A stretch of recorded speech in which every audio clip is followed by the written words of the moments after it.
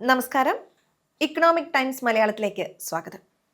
American president Donald Trump വീണ്ടും തന്റെ തന്ത്രപരമായ നീക്കങ്ങളിലൂടെ ലോകത്തെ ഞെട്ടിച്ചിരിക്കുകയാണ്.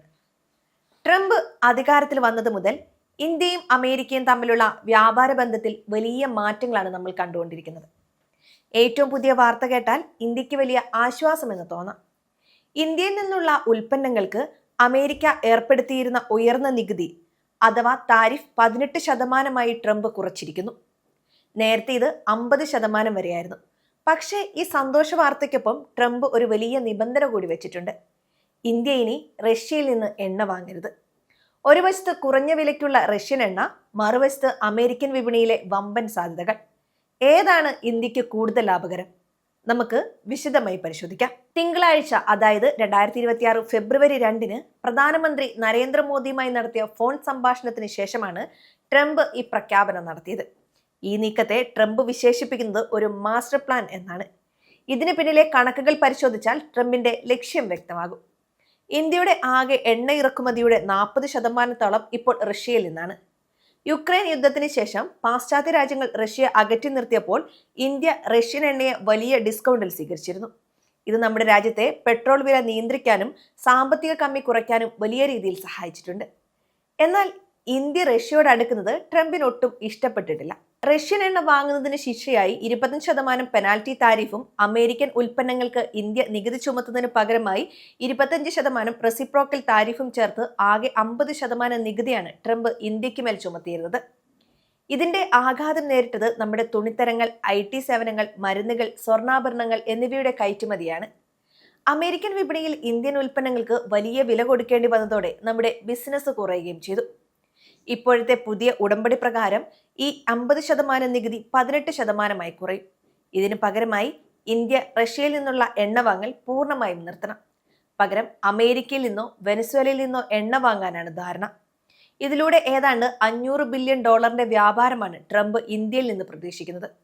ഇതൊരു വലിയ തുകയാണ്. നമ്മുടെ കയറ്റുമതി മേഖലയ്ക്ക് ഇത് നൽകുന്ന കരുത്ത് വളരെ വലുതായിരിക്കും. ലക്ഷക്കണക്കിന് പുതിയ തൊഴിലവസരങ്ങൾ സൃഷ്ടിക്കാൻ ഇതിലൂടെ സാധിച്ചേക്കാം.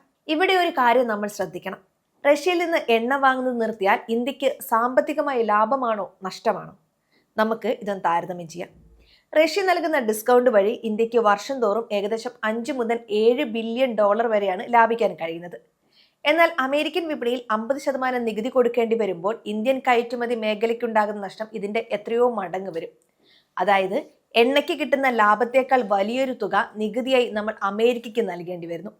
ഈ സാഹചര്യത്തിൽ നികുതി 18% കുറയുന്നത് ഇന്ത്യൻ കമ്പനികൾക്ക് വലിയ ആശ്വാസമാകും. എന്നാൽ ഇതിൽ മറ്റൊരു വശമുണ്ട്. റഷ്യയുടെ എണ്ണക്കച്ചവടം അവസാനിച്ചു എന്ന് ട്രംപ് ആവർത്തിക്കുമ്പോഴും ഇന്ത്യയുടെ ഔദ്യോഗിക നിലപാട് ഇതുവരെ പുറത്തു വന്നിട്ടില്ല. റഷ്യ ഇന്ത്യയുടെ എക്കാലത്തെയും വിശ്വസ്ത സുഹൃത്താണ്. പ്രതിരോധ മേഖലയിൽ ഇന്നും നമ്മൾ റഷ്യയെ ഒരുപാട് ആശ്രയിക്കുന്നുണ്ട്.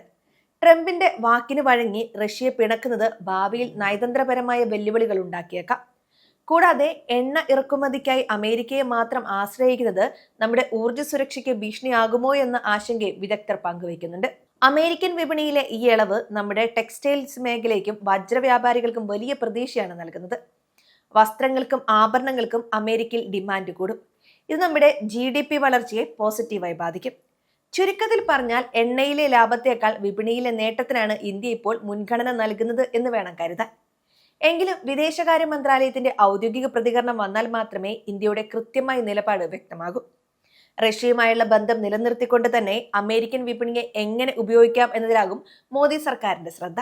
സാധാരണക്കാരായ നിക്ഷേപകരെ സംബന്ധിച്ചിടത്തോളം കയറ്റുമതി മേഖലയിലെ ഈ മാറ്റങ്ങൾ IT, ഫാർമ, ടെക്സ്റ്റൈൽസ് ഓഹരികളിൽ ചലനങ്ങൾ ഉണ്ടാക്കിയേക്കാം.